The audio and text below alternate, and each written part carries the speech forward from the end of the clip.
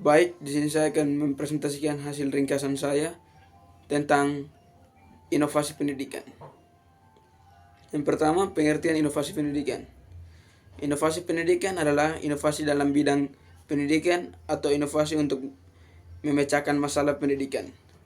Jadi inovasi pendidikan ialah suatu ide barang, metode yang disarankan untuk diamati sebagai hal yang baru bagi seorang atau sekelompok orang, baik berupa hasil invasi dan discovery yang digunakan untuk mencapai tujuan pendidikan atau untuk memecahkan masalah pendidikan.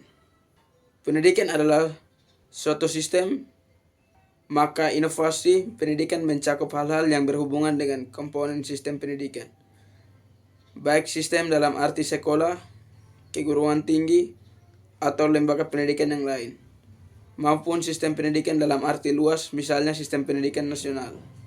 Yang kedua, sasaran inovasi pendidikan.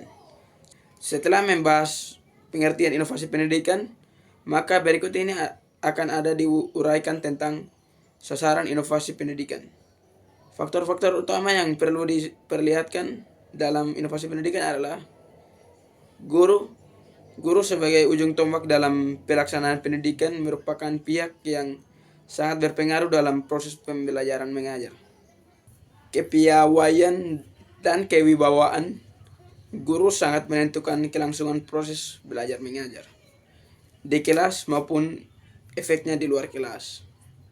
Guru harus pandai membawa siswanya kepada tujuan yang hendak dicapai. Yang berikut siswa. Siswa sebagai objek utama dalam pendidikan, terutama dalam proses belajar mengajar. Siswa memegang peran yang sangat dominan dalam proses belajar mengajar. Siswa dapat menentukan keberhasilan belajar melalui penggunaan inteligensi, daya motorik, pengalaman, kemampuan, dan komitmen yang timbul dalam diri mereka tanpa ada paksaan. Yang berikut kurikulum. Kurikulum pendidikan lebih sempit lagi. Kurikulum sekolah meliputi program pengajaran dan perangkatnya merupakan pedoman dalam pelaksanaan pendidikan dan pengajaran di sekolah.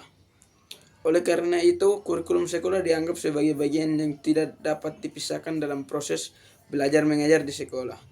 Sehingga dalam pelaksanaan inovasi pendidikan, kurikulum memegang peranan yang sama dengan unsur-unsur lain dalam pendidikan.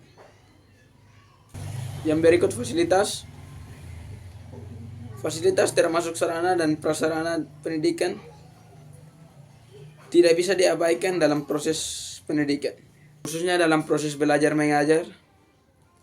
Dalam pembaruan pendidikan, tentu saja fasilitas merupakan hal yang ikut mempengaruhi kelangsungan inovasi yang akan diterapkan. Tanpa adanya fasilitas, maka pelaksanaan inovasi pendidikan akan bisa dipastikan tidak akan berjalan dengan baik. Yang berikut, lingkup sosial masyarakat. Dalam menerapkan inovasi pendidikan, ada hal yang tidak secara langsung terlibat dalam perubahan tersebut, tapi bisa membawa dampak baik positif untuk lingkup sosial masyarakat. Dalam menerapkan inovasi pendidikan, ada hal yang tidak secara langsung terlibat dalam perubahan tersebut, tapi bisa membawa dampak baik, positif maupun negatif dalam pelaksanaan pembaruan pendidikan. Yang ketiga, ciri-ciri inovasi pendidikan.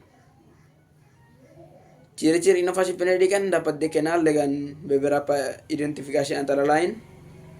Yang pertama, ketika masyarakat, orang tua mulai sibuk dengan peran keluar sehingga tugas pendidikan anak sebagian digeser dari orang tua pindah ke guru atau dari rumah ke sekolah.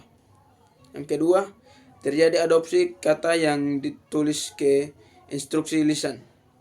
Yang ketiga, adanya penemuan alat untuk keperluan pencetakan yang mengakibatkan ketersediaan buku lebih luas. Yang keempat, adanya alat elektronika yang bermacam-macam seperti radio, telepon, TV, komputer, LCD proyektor, perekan internet, LAN, dan sebagainya. Jadi dapat kita katakan bahwa antara inovasi pendidikan dengan teknologi pendidikan merupakan satu kesatuan yang tidak dapat dipisahkan. 4 ciri penting yang mempengaruhi difusi inovasi, termasuk inovasi pendidikan, yaitu yang pertama, esensi inovasi.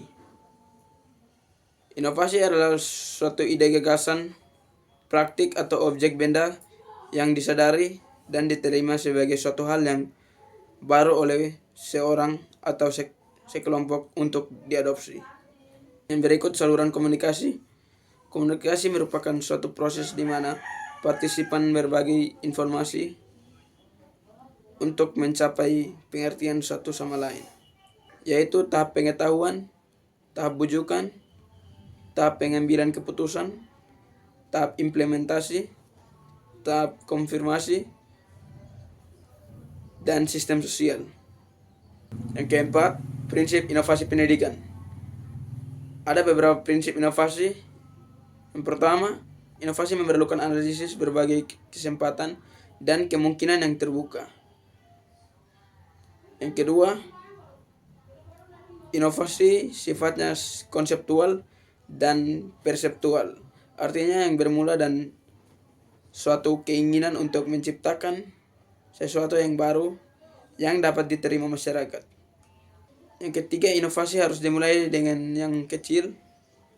Tidak semua inovasi dimulai dengan ide-ide yang sangat besar, yang tidak terjangkau oleh kehidupan nyata manusia. Yang keempat, inovasi diarahkan kepada kepemimpinan atau kepeloporan. Yang kelima, dampak inovasi pendidikan.